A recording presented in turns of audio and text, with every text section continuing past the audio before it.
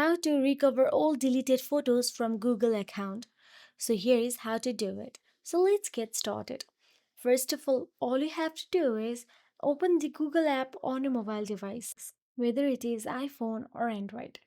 Then all you have to do is tap on your Google icon or initial at the top right corner of your screen, and from the drop down menu tap on the Manage Your Google Account. Now once in there you can see tabs available at the top. Simply swipe and tap on the data and privacy.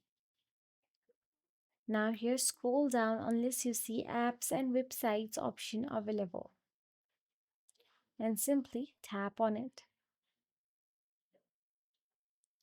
In there you will get to see download your data option available there. But you will get to see many Google app option available as well. Scroll down and look for the photos of Google app and simply tap on it, and in there you can find the photo you just deleted.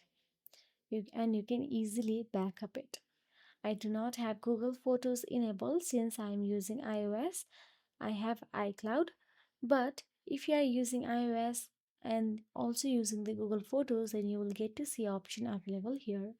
So that is it. If you found this video helpful, please like, share and subscribe our channel, and thank you so much for watching.